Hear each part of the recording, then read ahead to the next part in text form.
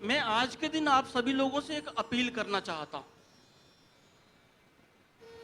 कि हम मानते हैं कि उनकी कृपा से हमारा जीवन चल रहा है, उनकी राजी में हमारी रज राजी है, उनके इशारे से हमारा जीवन चल रहा है। तो उन्होंने ये कहा कि यह आश्रम मेरा शरीर है। मैं आप लोगों से एक अपील करना चाहता हूं कि आप श्री सिद्धदाता आश्रम श्री लक्ष्मीनारायण दिव्य धाम में आने के बाद ऐसा व्यवहार करें जैसा कि आप अपने पिता के साथ करते हैं, जैसा कि आप अपने गुरु के साथ करते हैं, जैसा कि आप अपने सदगुरु के शरीर के साथ करते हैं, जैसा कि आप अपने सदगुरुदेव भगवान के साक्षी होकर, समक्ष होकर, उनके सानिध्य में होकर करते हैं। आप इस धरती की, इसकी रज की, इसकी मिट्टी की, इसकी ईंट की, इसकी खुशबू की, उस हर रज को सदगुरुदेव मानेंगे तो निश्चित तौर पर आपके जीवन में जो हो रहा है वो और कई गति से बढ़ेगा, सकारात्मक दृष्टि से, सकारात्मक गति से, सकारात्मक मार्ग पर बढ़ेगा, ऐसा मेरा विश्वास है। मैं आप सभी लोगों को एक छोटी सी बात और कहना चाहता हूं।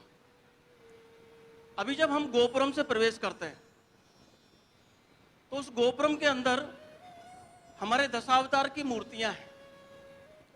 जो भगवान नारायण ने 10 अवतार लिए हैं उनकी मूर्तियां हैं। हम लोग 10 अवतारों के बारे में जानते हैं, 24 अवतारों के बारे में भी जानते हैं। हमारे आगे हमारे बच्चे बैठे हुए हैं। कल को ये इस हिंदुस्तान को और हो सकता है विश्व को वैदिक संदेश देने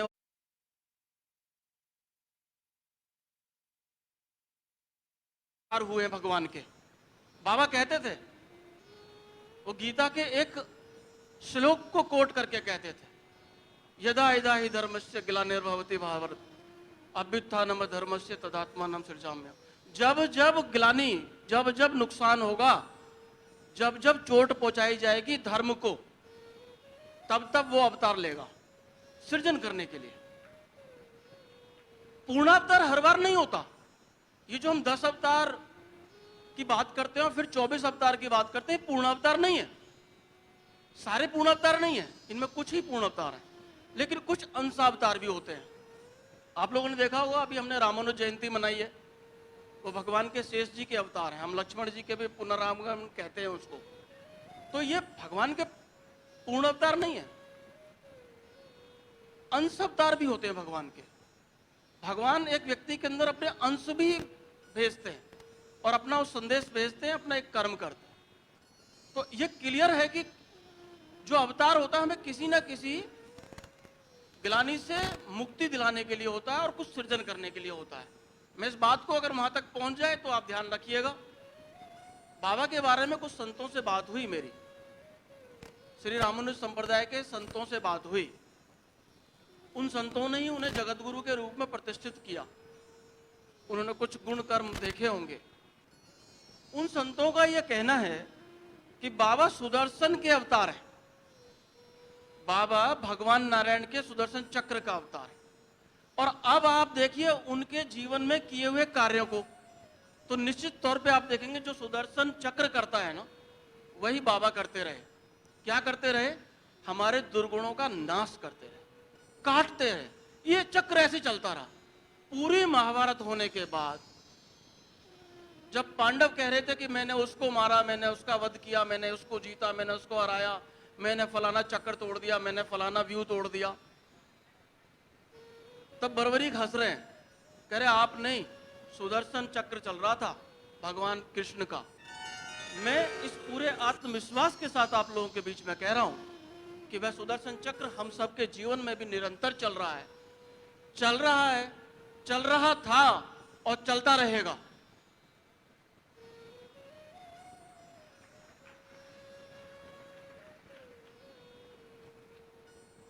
अभी मंथन बेरी एक भजन गा रहे थे, ए श्याम सलोने तुमको तो आना ही पड़ेगा। निश्चित तौर पर इसके दो भाव हैं। आना ही पड़ेगा मतलब मेरे दिल में आना पड़ेगा, और मैं इसको काट रहा हूं कि वो कहीं गए नहीं है, वो यहीं है, लेकिन हमारे दिल में आना पड़ेगा। मंथन बात पहुंची हो तो सही है। हम यहां आते हैं शरीर से, जो जो दिल से आते हैं उनके अंदर बैठे हैं, जो दिल से नहीं आते अभी वो यहीं बैठे हैं। तो दिल से आना है तो ये गाना ही पड़ेगा, श्याम सलोने तुमको तो आना ही पड़ेगा। मैं आप लोगों के बीच में कुछ सूचनाएं साझा करना चाहता हूं। कोई प्रवचन करना मेरा यहाँ पर कोई ध्येय नहीं है।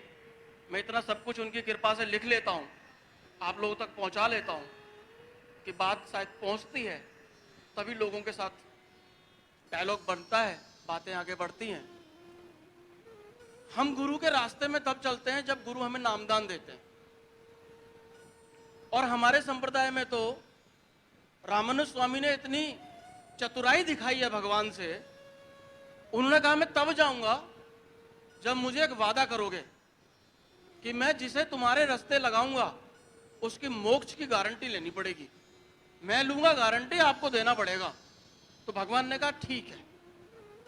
तो ऐसे ऐसे संत इस संप्रदाय में हुए हैं। उन्हीं के लाइनेज में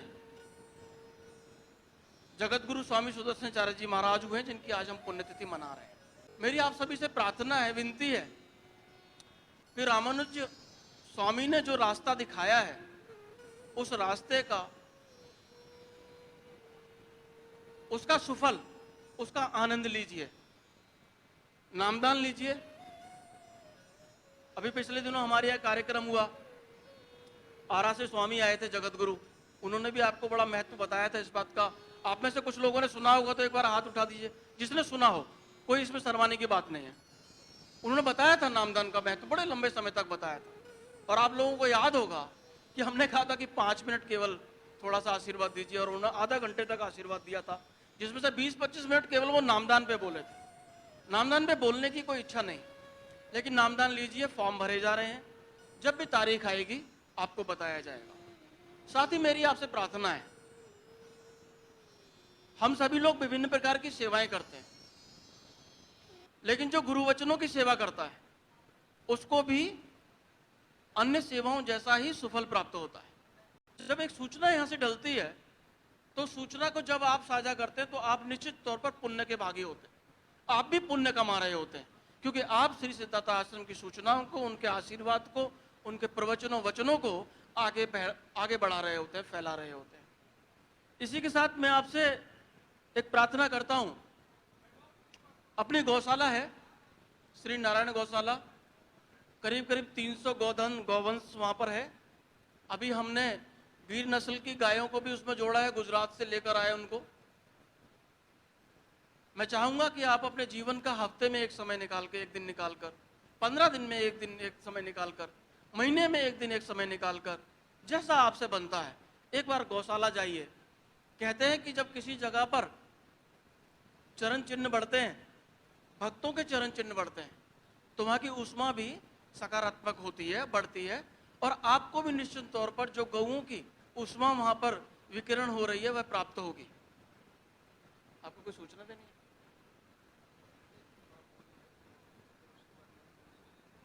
हाँ। तो उस गौवंश गोधन के संवर्धन के लिए कुछ ना करिए, गौग्रास निकालिए।